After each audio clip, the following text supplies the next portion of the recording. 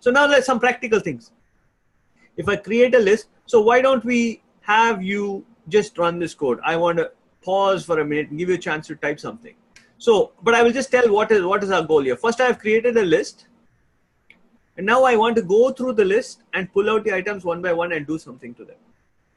Okay, and let me not point at the code. Let me just talk at a high level. So one way is you can use a loop. Very, very practical thing. Loop through the items and do something one by one. There's a more complicated use case which is not needed right away right now. But sometimes you might want to know while you're looping through the items, you might not just want the item. You might not want to know, is it the 5th item? So you need an index as well. So there's a way to get looped items and the index. That's called the enumerate function. Then there's a thing called list comprehensions. This you can skip while you're running a code. And the last thing is, can I use a map? And a map will apply a function. So very, very powerful technique. Why don't you run all of this? And maybe you can ask me a quick question as well once you run it. Can all of you just run this and just read the code and then ask a question if you need to? Vanshika had a question. One is just, if you can keep your eye on chat for me. Sometimes I'm not looking at chat. So Vanshika had a question about slices. Now, did we talk about slices? No, I don't think so. We have. Okay. Okay, I will talk about slices, Vanshika, and then I will answer your question. Okay.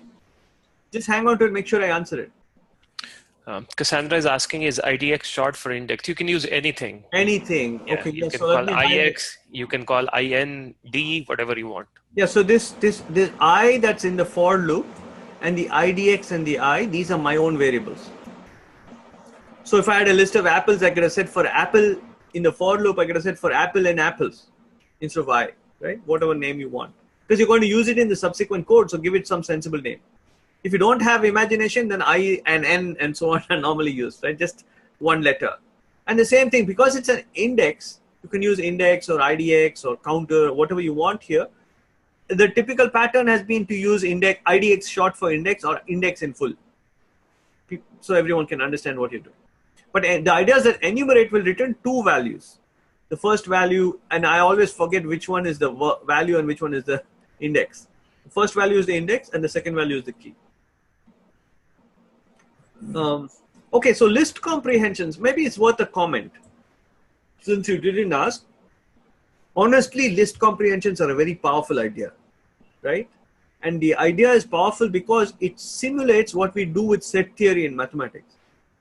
In mathematics, we say for all integers in the set of integers, right? So we want to create something like that, and you put it in a set construction. Here you put it in a list construction. So it allows you to create a set of values in one line, just like a mathematician would. But this will take us again into a bigger, deeper discussion about functional programming. So I just want to show you that there is a way. It's honestly, it's powerful and elegant, but it's limited. Because if you use this to do your day-to-day programming, your code will be unmaintainable. But if you do some cool problems, you can solve problems in one line that take 4, like a for loop. See, look at this. A for loop took 2 lines, right? But here I printed out all the elements in one line. So list comprehensions are a cool way to show off, hey, I can print all the elements in one line. Look at my code, it's small and it's compact, right? But if you write a lot of big programs, this is a harder way to think, at least initially for you. So I don't want to emphasize comprehension. I just want to show you that it's there.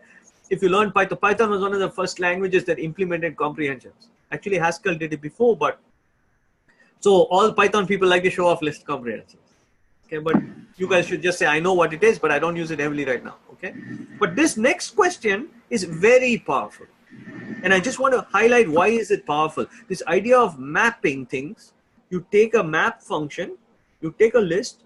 It's a very natural question to say, I want to do something for each element of a list, right? Maybe I want to print them all out.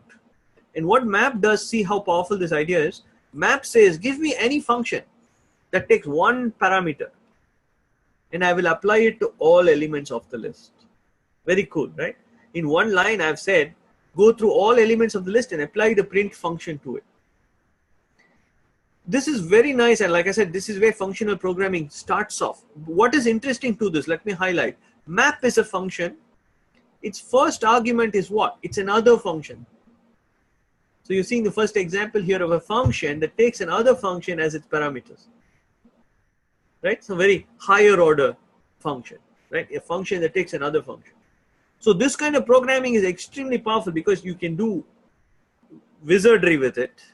It's also very abstract, right? And then the code comes out, when you use that style of programming, it comes out very compact, very hard to make mistakes. How can I make a mistake here? Right? The word map, there's a word print and the name of the list. Whereas if you do a for loop, you could make a mistake. There's 2 lines, you type the variable, this, that, you could have put IDX here and I here, and you can make mistakes. So this style of programming is very powerful. It's also very mathematical. Again, I just share it with you so you can say, oh, I know what it is. This is called functional programming. Okay. Yeah, there is a question from Siddharth. Yes. Does comprehensions only? No. You can use comprehensions all over the place. Many Python structures support comprehensions. You can do it for string, etc.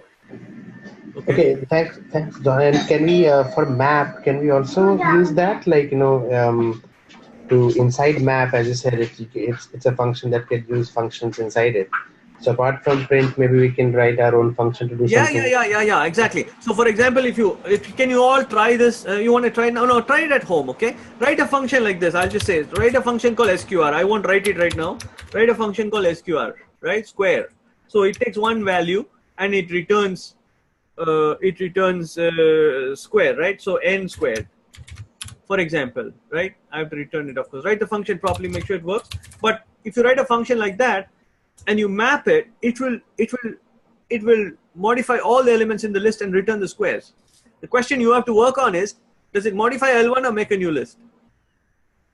I'm alerting you how our brains have already changed now, right? Every time we do something like this, we have to ask, am I mutating L1 or am I creating a new list?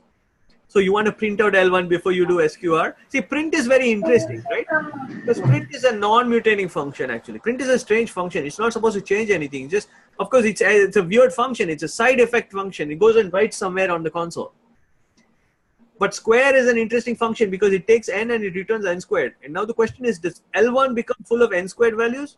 Or do I get a new list that I have to assign to another variable? Can all of you try it? It's a fun exercise to try. Sure.